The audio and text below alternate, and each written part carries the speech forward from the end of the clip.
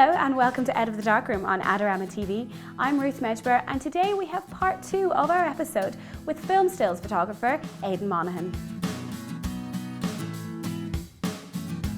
So in terms of when you're looking for that poster shot that might have been sketched previously and agreed upon previously, how much of that, is up to you in terms of, the photographer's eye? Are you involved in that process in terms of where the lighting will be or how the pose is?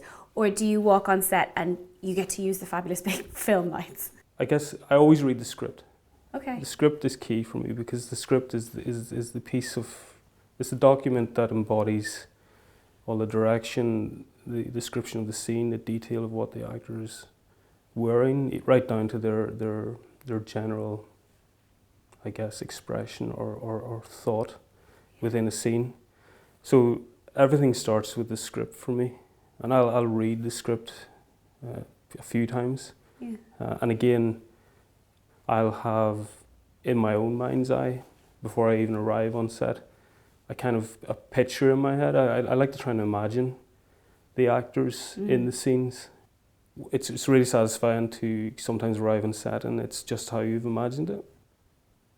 I guess what I'm trying to kind of get across is the script embodies the core of the concept, the story, the narrative, and the script's obviously been developed maybe 5, sometimes 10 years in advance, and it's been rewritten and rewritten, and this is what the main document that the director's mulling over and distilling down into the screenplay. So sometimes have a discussion with the director before I come on board, and that's happened, I guess, on a film called Startup, where I met David Mackenzie at Crumlin Road Jail, where we filmed the entire scene, or the entire film. And it's just a chat, and you discuss, you show your portfolio. And there's an interaction there of just kind of, I guess, do you fit the bill, or, in terms of your style and approach? By the time you get on set, you're already really invested in this film and you know it. And I think that's what sets your shots apart. I'm thinking of like your shots of High-Rise, when you've got those really great shots of Tom looking into the camera and the paint on him. He looks manic, it looks chaotic, it looks like that movie, and I just think that's perfect. I think you've captured it instantly, and from what you're saying, it all makes perfect sense now, that you know the character before you arrive, and you're portraying him. It's great, and that instant little look that he gives you, and you've just managed to snap it. It's fantastic. Was it fun working on that? The beauty of High-Rise is it was one of those films, again, I got the script, talked to the producer, and you were dealing with this world that had been entirely created in Bangor Leisure Centre, which was the 1970s tower block. And they built several sets within what was the old sports hall. Okay.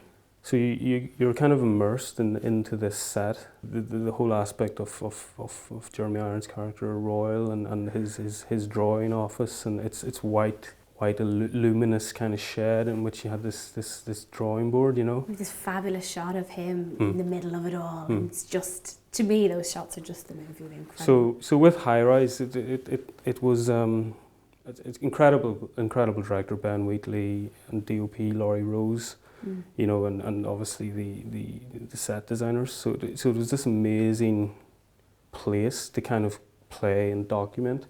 Again, of course, the power of the actors in that, and again, Tom Hiddleston, just his incredible hunger and drive in that role as Lang, and in those series of shots that we did, this kind of setup shots, I had the advantage of being on set on that pretty much every day, so I knew the story and I knew the kind of look in terms of how Ben Wheatley and Laurie Rose had shot it. So in terms of lighting that, I tried to reflect that in the lighting, and then just that interaction with Tom for those shots. He's kind of one of those people that throws everything at you, and it's great fun to work with, Another amazing piece is obviously The Martian as well.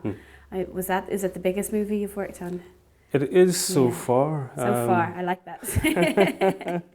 It's fantastic as well. That's just an iconic image now of Matt Damon on his knees. What was that like to work on? So The Martian again was just one of those kind of calls you got, and you were called, I think it was called at noon on a Thursday. I was on a flight from Heathrow the next morning at 6 a.m. Wow. Arrived in Amman, Jordan, and then a 4-hour car journey across the desert to Aqaba where we were shooting. And then just to arrive on set, was introduced to Matt, and kind of pinched myself, think, am I really here? So I want to know like the scale of things, what it's like when you're working. Is it you and just Matt, and then, I mean, do you have assistants that travel with you, or do you do it all on your own? And like, is there a massive crew just watching you?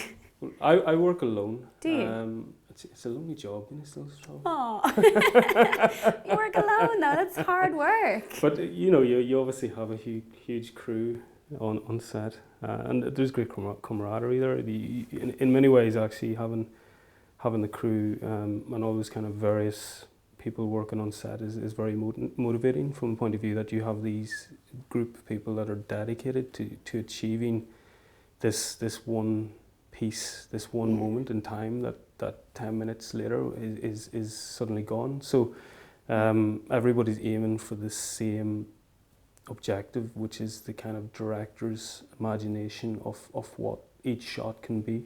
Wow. So they're all rooting for you as well to make sure that you get what you need. Well, there's an understanding, I guess, that we're all there to do a job.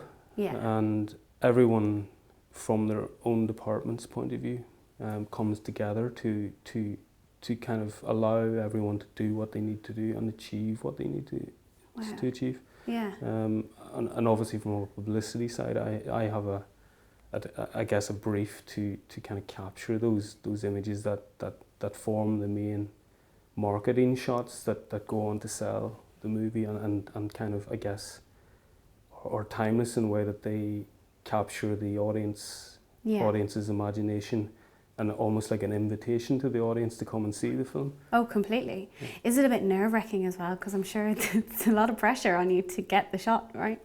It's, I guess, to begin with, it was, but I think you learn to kind of, you develop your skills, and you develop the understanding of your camera, so that your camera is almost like an extension of your arms. You don't even think about your settings. That you almost, it's kind of, you go into automatic mode with your camera, so you're very quickly changing things. You're conscious of it, but not almost conscious of it. You're just doing it.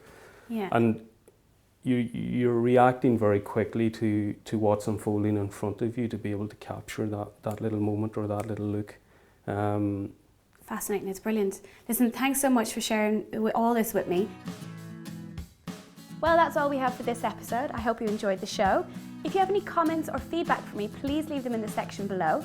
If you'd like to brush up on your own photography skills, then check out the Adorama Learning Centre. And if you'd like to see more videos, then subscribe to our YouTube channel. Thanks, and I'll see you again soon.